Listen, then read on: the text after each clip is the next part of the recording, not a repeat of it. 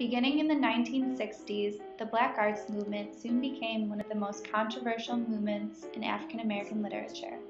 Poet, playwright, critic, and activist Larry Neal termed the Black Arts movement the aesthetic and spiritual sister of the Black Power concept. The Black Power concept had a more militant approach for gaining equality and called out to all blacks to join them in their strife. Like the Black Power concept, the Black Arts movement emphasized the beauty in blackness and pride in Black heritage. During this period, African American writers, performing artists, and visual artists made Black culture and the political struggles of Black peoples known worldwide. The Black Arts movement was both innately and blatantly political and aimed to get people socially engaged. It moved less towards talking of civil rights and more towards empowerment of African Americans. African American artists within the movement sought to create politically engaged work that explored the African American culture and historical experience. The Black Arts movement was neither a one city nor one region phenomenon. Individuals and organizations nationwide were actively involved and accounted for both its vitality and its diversity. The group glorified and essentialized Black community and made an effort to connect to the masses of everyday Blacks through its literature, theater, and music. During the Black Arts movement, organizations were founded to publish writings by African Americans.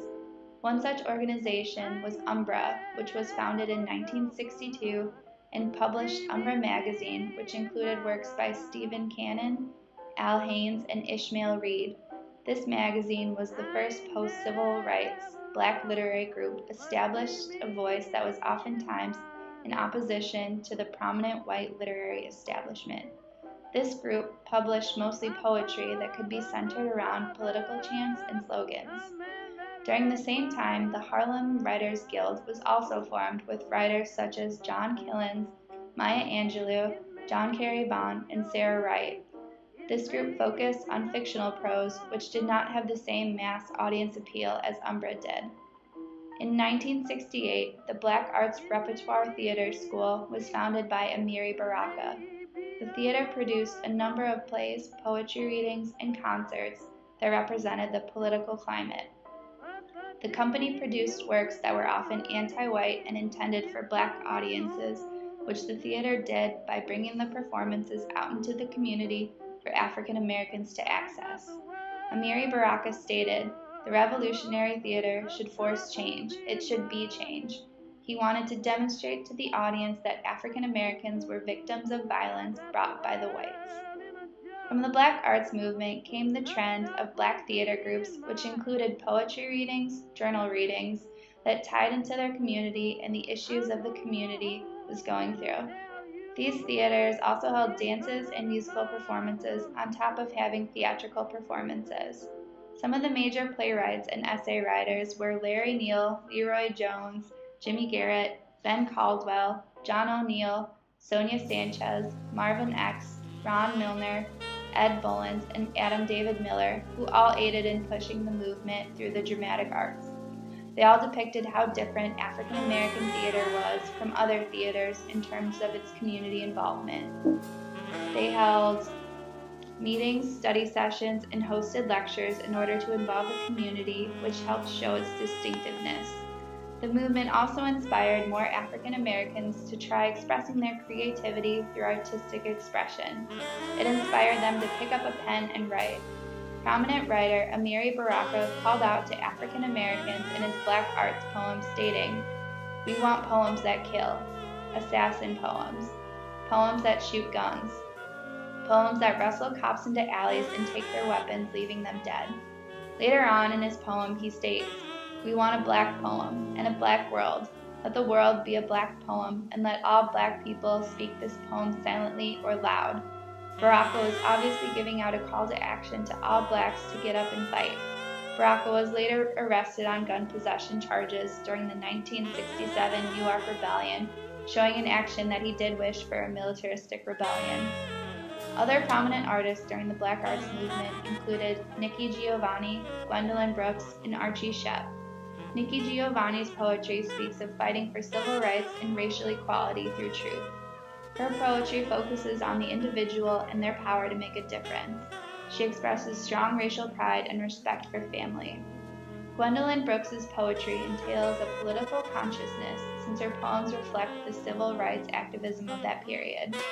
George Kent writes of Gwendolyn Brooks's poetry, "Not only has she combined a strong commitment to the racial identity and equality with the mastery of poetic techniques, but she has also managed to bridge the gap between the academic poems of her generation in the 1940s and the young black militant writers of the 1960s. Brooks's poem, "The Boy Died in My Arms," demonstrates this. The boy died in my alley, without my having known. Policeman said, next morning, apparently died alone. You heard a shot? Policeman said. Shots I hear, shots I hear. I never see the dead. The shots that killed him, yes, I heard, as I heard the 1,000 shots before, careening tinnily down the nights, across my ears and arteries. Policeman pounded on my door. Who is it? Police, policeman yelled. A boy was dying in your alley. A boy is dead, and in your alley. And have you known this boy before? I have known this boy before. I have known this boy before, who ornaments my alley. I never saw his face at all. I never saw his future fall. But I have known this boy. I have always heard him deal with death. I have always heard the shout, the volley. I have closed my heart ears late and early, and I have killed him ever. I joined the wild and killed him, with knowledgeable unknowing. I saw where he was going. I saw him crossed, and seeing. I did not take him down. He cried not only father, but mother, sister, brother. The cry climbed up to the alley. It went up to the wind. It hung upon the heaven for a long, stretched strain of moment. The red floor of my alley is a special speech to me. This piece evokes emotion in order to call an individual to action. He is calling everyone, father, mother, sister, and brother, to realize that no one has to die alone, and they can fight the loneliness of oppression. This relates to the large call of action against political authority during the Black Arts Movement.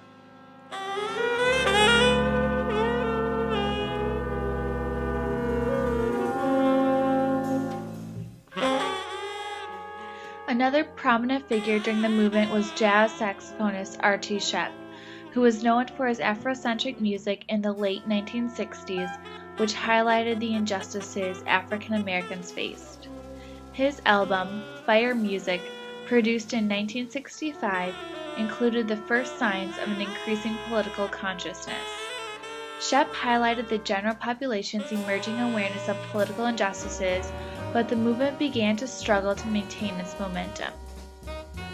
The decline of the Black Arts Movement began in 1974, and the Black Arts Movement broke apart between 1975 and 1976. Black political organizations were hounded, disrupted, and defeated by repressive government measures such as the IRS probes. Black Studies activist leadership was gutted and replaced by academics and trained administrators who were unreceptive, if not outright opposed, to the movement's political orientation. The Black Arts Movement fundamentally changed the American attitudes both towards the function and meaning of literature, as well as the place of ethnic literature in English departments. Black arts inspired people from many different cultures to write, including Blacks, Latinos, and Asian Americans. The Black Arts Movement inspired people to educate others on African American culture by offering classes at universities, for example on aspects of African American culture and writings. Overall, the Black Arts Movement raised awareness of African American artists and placed political awareness in the controversial yet memorable manner.